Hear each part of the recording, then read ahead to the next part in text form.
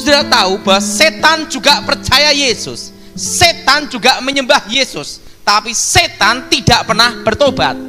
Jadi kalau saudara percaya Yesus, aktif ke gereja, melayani Tuhan, tapi tidak bertobat, namanya setan kedua. Nah, jadi ingat saudara, untuk percaya Yesus, setan juga percaya. Untuk menyembah Yesus, setan juga menyembah. Dan apa yang terjadi? Yesus berkata, keluar dan pindah ke babi. Plus sudah tahu bahwa setiap kasus kerasukan pasti ada penyebabnya. Plus sudah tahu kalau terjadi kasus kerasukan berulang-ulang di atas 7 kali, setelah itu 8 kali, 9 kali akan masuk ke dampak kejiwaan. Makanya kalau orang yang sering kerasukan berulang-ulang di atas 7 kali, dia akan mengalami paranoid, kejiwaan, bahkan bisa namanya halusinasi. Kenapa? Karena pada waktu kasus kerasukan akan ada namanya kasus pengambil alihan. Apa saudara? Apa saudara? Pengambil alihan. Apa arti pengambil alihan? Pada waktu orang dirasuk, roh jahat masuk, maka roh manusia dibuat tertidur di alam mimpi. Nah, disitulah akan terjadi namanya penekanan syaraf, terutama otak kecil. Nah, ini yang bisa mengakibatkan dampak kejiwaan kalau kasus kerasukan berulang-ulang di atas 7 kali. Nah, makanya kalau orang sampai kerasukan berulang sampai di atas 7 kali akan masuk ke namanya sering halusinasi. Bahkan ada namanya paranoid. Bahkan akan mengalami depresi bahkan. Karena terjadi namanya penekanan syaraf. Dan orang kerasukan rohnya dibuat tertidur di alam mimpi, merasa dibawa ke alam lain, kerajaan, hutan, atau kampung. Dan perlu kita tahu bahwa semua kasus kerasukan pasti ada penyebabnya, ada pemicunya, dan ada mengawalinya. Tidak tiba-tiba langsung kerasukan. Yang pertama, nah ini saudara, penyebab orang kerasukan.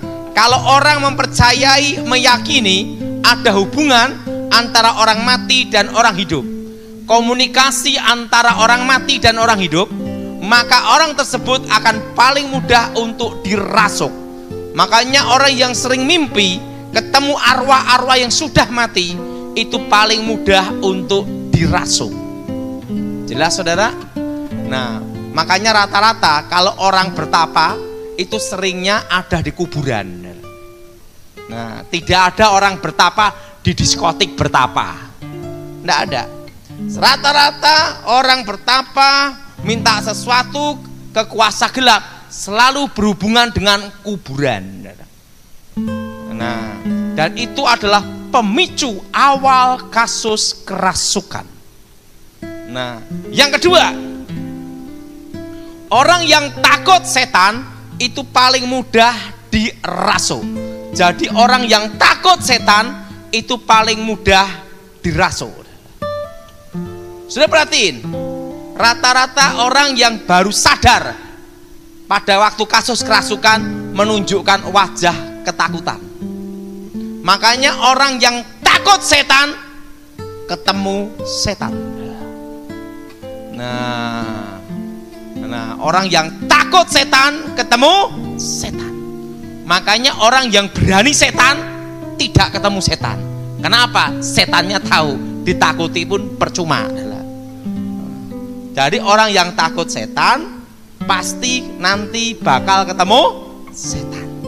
Makanya kalau kasus kerasukan itu misalnya di toilet, wah udah takut dia ke toilet, tiba-tiba ada penampakan dia gini langsung tek, kerasukan. Pertama syok, takut, roh itu masuk.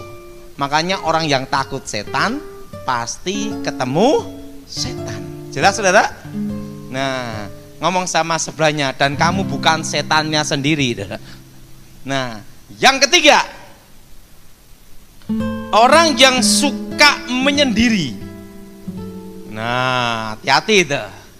Nah, makanya rata-rata orang yang bergaul dengan kuasa gelap suka menyendiri di gua, di hutan. Nah, makanya kalau sudah punya keluarga atau teman, suka makan sendiri, jalan sendiri, kemana-mana sendiri, lama-lama bicara sendiri. Nah, makanya orang yang suka mengasingkan diri, tidak mau bergaul, suka menyendiri, itu paling mudah dirasuk. Jelas saudara? Jelas? Paling mudah apa saudara? Paling mudah di apa? Dirasuk. Nah, jadi semua kasus kerasukan pasti ada pemicunya yang mengawalinya. Tidak tiba-tiba langsung kerasukan. Nah, jadi kalau saudara ada orang kerasukan, habis sadar ditanyai, salah satu yang saya khotbahkan pasti ada. Nah, ketiga, suka menyendiri. Yang keempat, orang yang suka ngalamun, pikiran kosong, halusinasi. Nah, itu paling mudah dirasuk. Jelas saudara? Nah, makanya saudara, orang yang stres depresi kalau segera tidak ditanggulangi bisa mengarah ke kerasukan. Jelas? Jelas?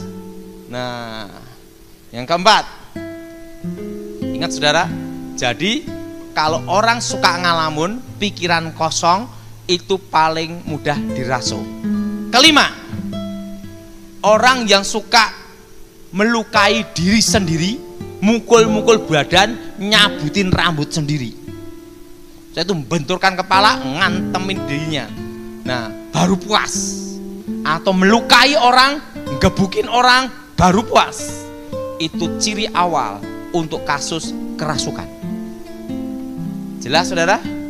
Kasus apa? Ciri khas untuk apa? Pemicu awal dalam kasus kerasukan. Perhatikan, orang yang ada di Gerasa, dia ada di kuburan, suka menyendiri, mukul-mukul badan sendiri, teriak-teriak sendiri.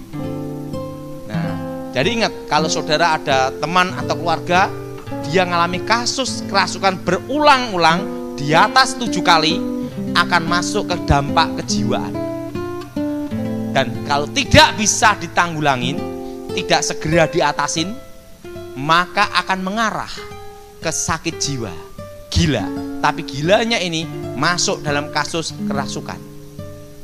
Nah, makanya kalau ada sudah di atas 7 kali kerasukan, harus segera diatasi, segera ditanggulangin, segera dibimbing, supaya tidak masuk ke dalam kejiwaan gila. Tapi ingat, sekalipun gila pun, kalau kasus kerasukan, Tuhan sanggup menyembuhkan. Amin. Nah, tapi pengalaman hidup saya itu lama. Saya pernah nanganin kasus saudara, orang itu dirasuk. Setelah itu saya doain sadar, setannya keluar. Saya yang mandiin. Dia tidak mandi tidak lama, kira-kira hanya 15 tahun. Saya yang mandiin bisa gini. Kenapa? Bau setengah mati. Itu jarak 1 meter aja bau banget. Nah, ini ingat saudara. Jadi orang yang kerasukan ada pemicu awal. Orang yang suka melukai dirinya sendiri. Jelas saudara? Atau melukai orang lain baru puas. Itu adalah ciri awal untuk masuk dalam kasus kerasukan. Yang keenam, orang yang suka marah-marah. Hati-hati, itu mudah kerasukan. Jadi kalau saudara punya istri yang suka marah-marah, ngomong, "Mah, ingat, kerasukan." Karena apa saudara? Orang yang suka marah-marah itu adalah pemicu awalnya pasti ada. Makanya kalau ada orang yang marah-marah di kuburan, sumpah-sumpahan, disebut setan lewat, puk, langsung gini. Nah, yang keenam, jadi orang yang suka marah. Ya, yang ketujuh, orang yang punya akar pahit, kecewa, dendam, itu paling mudah dirasuk. Jadi orang yang kecewa, akar pahit, dendam, ingat ya, itu paling mudah dirasuk. Maka Tuhan Yesus berkata, kalau kamu mengampuni, Bapamu pun mengampuni. Kalau kamu tidak mengampuni, Bapamu pun tidak mengampuni. pengampunan adalah kunci pemulihan. Amin. Jadi ingat saudara, pengampunan. Apa saudara? Apa saudara? Pengampunan. Makanya sering kejadian terutama perempuan, bila dia kecewa dengan akar pahit, dilayani konseling, waktu didoain tiba-tiba manifestasi kerasukan.